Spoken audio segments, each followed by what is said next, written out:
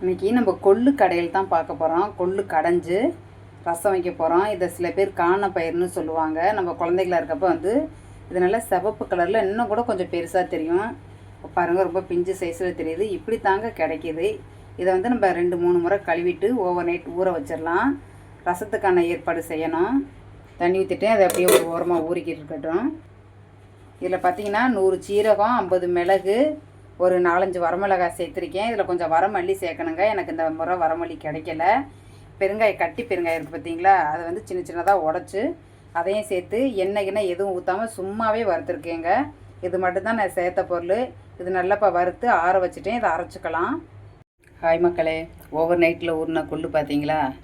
உண்மையிலே பாருங்கள், நம்ம சின்ன பிள்ளையா இருக்கப்போ ஊற வச்சோம்னா கண்டிப்பாக சிவப்பாக இருக்கும். இப்போ பாருங்கள் எப்படி இருக்குன்னு. இப்போ இதை வேக வைக்க போகிறோம்.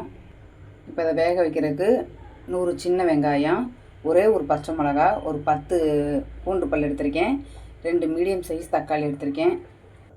தக்காளியை வெட்டிக்கிட்டேங்க. இதெல்லாம் சேர்த்து வேக வச்சுக்கலாம். இதோட ஒரு 1/4 டீஸ்பூன் மஞ்சத்தூள் சேர்த்துக்கலாம். ரசத்துக்கு தேவையான புளி சேர்த்துருக்கேன். இங்கே பாருங்க, ஒரு சின்ன எலுமிச்சம்பழம் சைஸ் தான் சேர்த்துருக்கேன். இது நல்லா ஊறணும். கொஞ்சம் சுடுதண்ணியில் கூட ஊற வச்சுக்கலாம். நான் சுடுதண்ணி வைக்கலை. கொஞ்சம் உப்பு சேர்த்துக்கிறேன். உப்பு சேர்த்து ஊற வைக்கிறப்ப சீக்கிரமாகவே ஊறிடும். இதோட 2 தக்காளி சேர்த்துருக்கேன். கொஞ்சம் பெரிய தக்காளி சேர்த்துருக்கேன். சீரகம், மிளகு, பெருங்காயத்தூள் உங்கள்கிட்ட காட்டினேன் பார்த்தீங்களா, வரமிளகாய் எல்லாம் சேர்த்து காட்டினேன் பாருங்கள். இங்கே பாருங்கள், இந்த அளவுக்கு அரைச்சிக்கிட்டால் போதும். தெரியுதுங்களா? இருங்க, சாய்ச்சி காட்டுறேன். இந்தளவுக்கு அரைச்சிக்கிட்டிங்கனாலே போதும். இந்தளவுக்கு அரைச்சிக்கிட்டாலே போதும். இதை ஸ்டோர் பண்ணி வச்சுக்கலாம். அப்படியே ஒரு காற்று போகாத டப்பாவில் ஸ்டோர் பண்ணி வச்சுக்கோங்க. இது தேவையான அளவுக்கு நம்ம யூஸ் பண்ணிக்கலாம். இப்போ ரசத்துக்கு ஒரு கைப்பிடி அளவு வெள்ளைப்பூடு, ஒரு 4-5 சின்ன வெங்காயம், கருவேப்பிலை கொத்து ஒரு 4-5 கொத்து உருகியிருக்கேன், மல்லித்தலை கொஞ்சம் எடுத்திருக்கேன். இப்போ இதில் இந்த வெங்காயத்தையும் வெள்ளைப்பூடியும் தட்டிக்கலாம். இப்போ ரசம் தாளிக்க கொஞ்சம் எண்ணெய் ஊற்றிக்கிறேன். தேவையான அளவுக்கு தான், அது நம்ம விருப்பம் இருந்தால் கொஞ்சம் எண்ணெய் ஊற்றிக்கிறேன். கடுகு, வெந்தயம் போட்டு தாளிச்சுக்கிறேன். எல்லாம் பொரிஞ்சிருச்சுங்க. இந்த இஞ்சி பூண்டு தட்டி வச்சுருக்கேன், கருவேப்பிலை இதெல்லாம் சேர்த்துக்கலாம். எல்லாம் சேர்த்து அடுப்பு லோ ஃப்ளேமில் வச்சு தான் கிண்டணும். நல்லாவே வதங்கிருச்சு.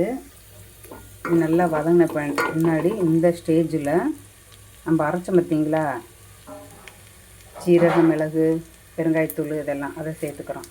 சின்ன ஸ்பூனில் நான் ஒரு 2 ஸ்பூன் சேர்த்துருக்கேன். வேறு எதுவுமே சேர்க்கலாங்க, அவ்வளோதான். இது வறுத்து அரைச்சனால ஒரு 5 செகண்ட் கிண்டுனாலே போதுங்க. இப்போ தக்காளி, புளி சேர்த்து கரைச்சி வச்சுருக்கோம், அதையும் சேர்த்துக்கலாம். கொள்ளு ஒரு 4-5 விசில் விட்டேங்க, வேகலை. திரும்ப ஒரு விசில் விட்டுருக்கேன். மொத்தம் நான் 7 விசில் விட்டுருக்கேன். ரெண்டு தண்ணியும் சேர்த்துக்கலாம். ரசத்துக்கு லோ ஃப்ளேம்லேயே அடுப்பு இருக்கட்டும், ஹை ஃப்ளேமில் வச்சிடாதீங்க, அது கொதிஞ்சிரும். இப்போ இந்த கொள்ளு வேக வச்ச தண்ணி அதை கொஞ்சம் சேர்த்துக்கிறேன். கொஞ்சம் வச்சுருக்கேங்க. இங்கே இருங்க, நம்ம கொள்ளுக்காக கொஞ்சம் வச்சுருக்கோம். இது அப்படியே இருக்கட்டும். தண்ணியை இருத்துட்டேன் பார்த்தீங்களா, இதை அப்படியே கடைஞ்சிக்கலாம்.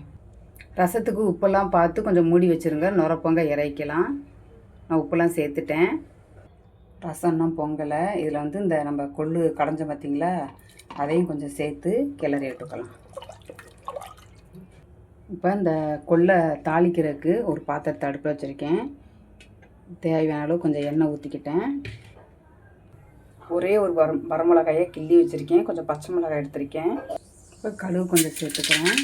கருவேப்பிலை, மிளகாய், கடைஞ்ச கொள்ளையும் சேர்த்துக்கிறேன். ரசத்துக்கு நான் உப்பு சேர்க்கலைங்க, ஏன்னா புளி கரைச்சிட்டப்போ நம்ம உப்பு சேர்த்து தான் புளி கரைசணும். கொள்ளுக்கு நம்ம உப்பே போடலைங்க, இப்போ தான் உப்பு சேர்க்க போகிறோம்.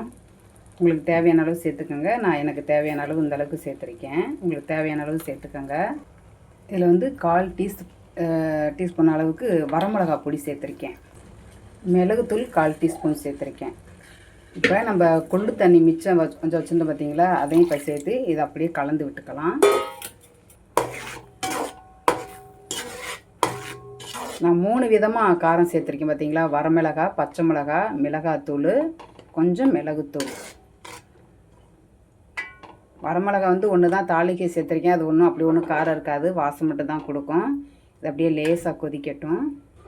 ரசம் இந்தளவுக்கு நுர போகணுன்னே அப்படியே அடுப்பை ஆஃப் பண்ணிடணும், அவ்வளோதாங்க ரசம். நம்ம 3 விதமான காரம் சேர்க்குறப்ப வித்தியாசமான டேஸ்ட்டில் இருக்கும். சளி அப்படியே முறிஞ்சிருங்க. ஓரக்கல்லையில் லேசாக எண்ணெய் மிதக்குது பார்த்தீங்களா? இப்போ லேசாக கலந்து விட்டுக்கலாம்.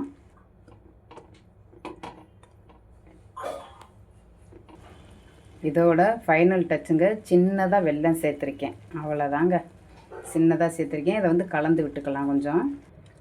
அவ்வளோதாங்க, கொள்ளு ரெடி ஆயிடுச்சு. கொள்ளு கடையில் அவ்வளோதாங்க, செம்ம டேஸ்ட்டாக இருக்கும். இதை சாப்பிடுங்க, அப்படியே சளி முறியும், குழந்தைகளுக்கும் கொடுக்கலாம்.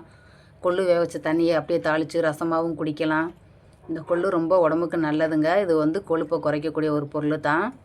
கொலஸ்ட்ரால் குறைக்குன்னு சொல்லுவாங்க. நல்ல பலன் கிடைக்கும். ரசமும் நல்லா செம்ம டேஸ்ட்டில் பண்ணியாச்சு. உங்கள் வீட்டில் ட்ரை பண்ணி நீங்கள் எப்படி செஞ்சீங்கன்னு சொல்லுங்கள். எப்படி இருந்துச்சுன்றதையும் சொல்லுங்கள். வீடியோ பிடிச்சிருந்தால் லைக் பண்ணுங்கள். பிடிக்கலன்னா கமெண்டில் சொல்லுங்கள். பிடிச்சிருந்தா கண்டிப்பாக ப்ளூ கலர் காட்ட அமுக்குங்க. தேங்க்யூ.